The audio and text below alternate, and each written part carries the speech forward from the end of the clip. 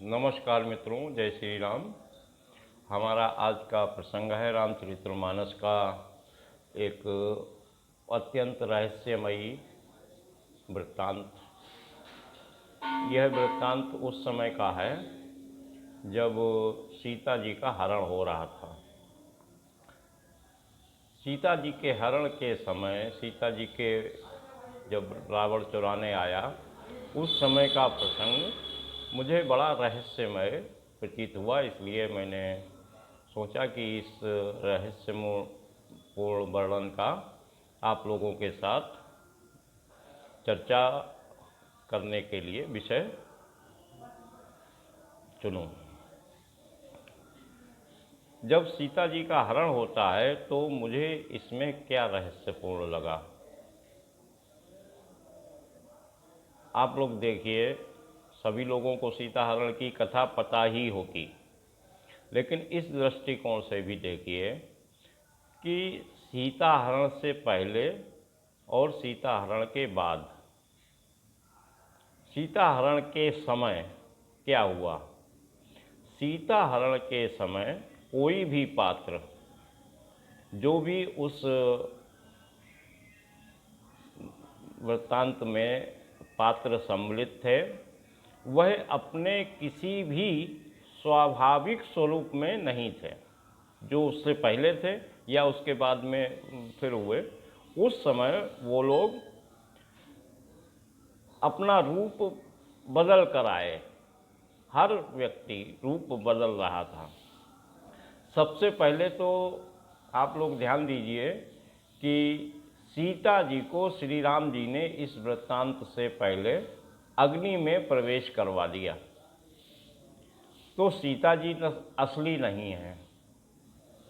सीता जी का प्रतिबिंब जो है वो यहाँ उपस्थित है, यानी कि सीता जी असली नहीं है।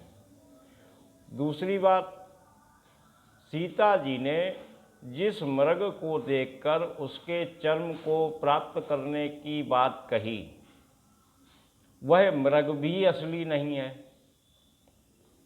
वह भी मारीच रूप धारण करके आया है और ये सब खुला खेल हो रहा है, कहीं छुपाया नहीं है। रामचरितमानस में भी तुलसीदास जी ने भी इसका पूर्ण रूप से खुलकर वर्णन किया है कि यह मृग असली नहीं है।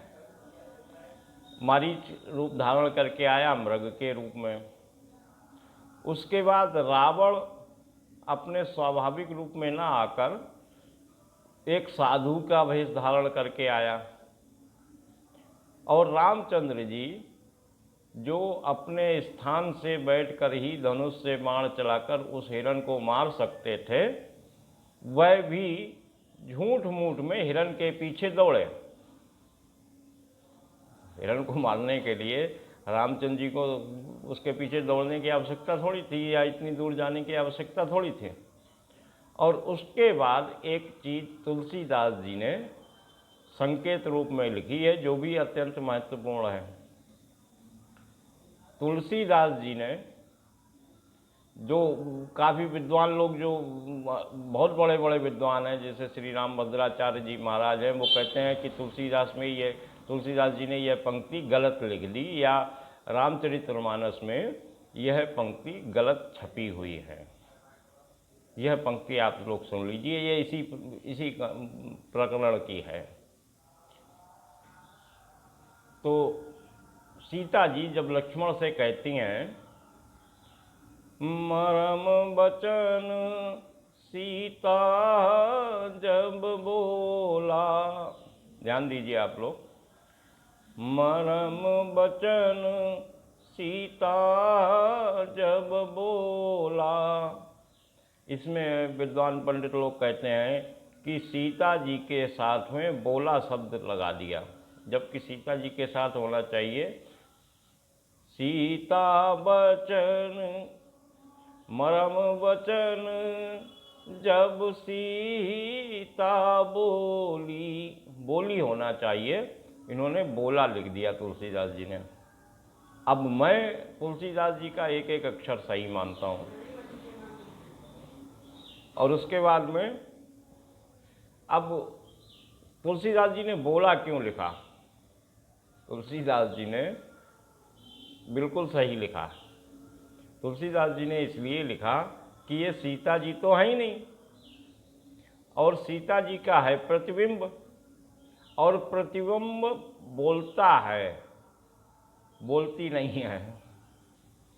तो तुलसीदास जी ने इसको बिल्कुल सही लिखा है कि प्रतिबिंब बोलता है, इसलिए सीता बोला, सीता का प्रतिबिंब बोला। तो रामभद्राचार्य वगैरह से मेरा निवेदन है कि इस दृष्टिकोण पर भी थोड़ा सा ध्यान दें।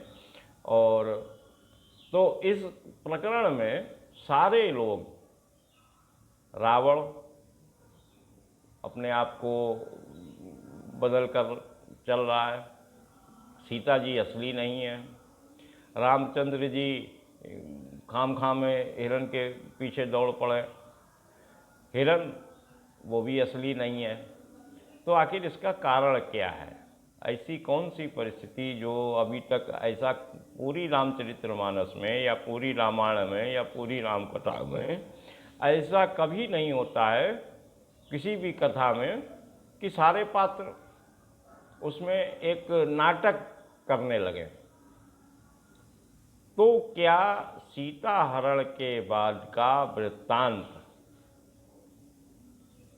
रामचंद्र जी के जन्म से लेकर सीता हरण तक के वृत्तांत में इस प्रकार का नाटक किसी ने नहीं किया। कैकेयी ने जब वर मांगे तो वो वर मांगने के लिए वैसी स्थिति थी, उन्होंने रूप अपना परिवर्तन नहीं किया था। लेकिन इस प्रकरण में खुला खुला सारे लोग अपनी अपनी भूमिका से एक तरह से नाटक करते हुए दिखाई पड़ रहे हैं। तो मन में संशय होता है कि आखिर ये क्यों हुआ, क्यों रामचंद्र। अच्छा, इससे पहले की भी आप कथा सुन लीजिए। जब शूर्पणखा ने रावण के पास जाकर कहा कि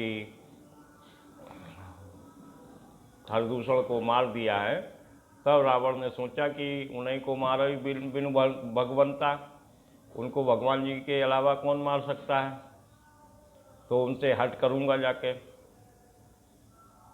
मतलब रावण को भी पता है, और ये सब लिखा हुआ है, ये सब कोई मनगढ़ंत मेरा अनुमान नहीं है। तो क्या राम और रावण की लड़ाई का जो रूप हम समझते हैं उस रूप से अलग कुछ स्थितियां हैं? एक होता है मनुष्यों की, राम को मनुष्य समझकर जो लोग राम रावण का युद्ध देखेंगे उनके लिए कुछ संकेत हो सकता है इसमें। एक हो सकता है प्राकृतिक, कि आज भी ये हो रहा है, कल भी ये होगा, परसों भी ये होगा। जैसे रात होती है तो रात में अंधकार का साम्राज्य उत्पन्न हो जाता है, फिर सुबह भास्कर भगवान उत्पन्न होते हैं, प्रकट होते हैं और अंधकार का नाश कर देते हैं, फिर पुनः ये होता है। तो ये क्या पुनः पुनः होने वाली क्रिया राम रावण का युद्ध है? क्या ये एक बार नहीं हुआ?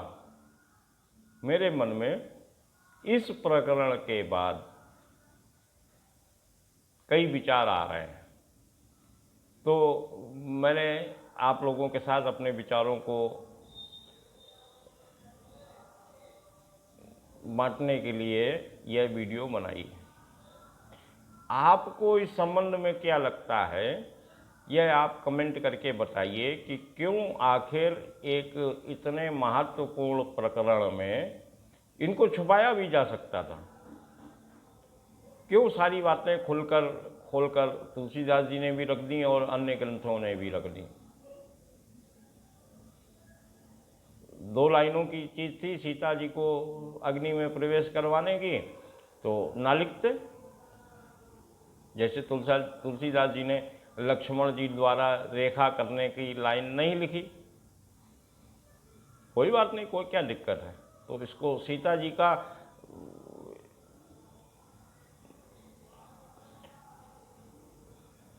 अग्नि में प्रवेश करना छुपा लेना चाहिए था। रावण का साधु का भेष बनाकर आने का छुपा लेना चाहिए, मारीच का प्रसंग नहीं देना चाहिए।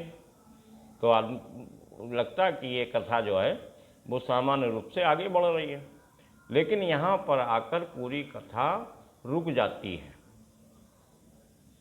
और यहाँ से दूसरी स्थितियाँ उत्पन्न होती हुई मुझे कम से कम लगती हैं कि सब कुछ नाटक, इसके बाद का सब कुछ सारा वृत्तांत जो है वह पूर्व नियोजित था। यहाँ तक की स्थिति तो ठीक है। आप लोग क्या समझते हैं इस बारे में बताइएगा, और फिर अगली वीडियो भी हो सकता है इसी संबंध में कोई बनाऊं। और ये एक संशयपूर्ण स्थिति है मेरे लिए कम से कम, जिसको मैं शब्दशः सही मानता हूँ। वहाँ आकर मैं अटक जाता हूँ कि सारे पात्र ही एक तरह का नाटक का अपना रोल निभा रहे हैं।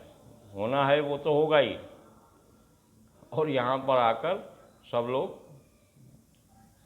अपने चरित्र के साथ न्याय करने की कोशिश कर रहे हैं, जो उनको करना है।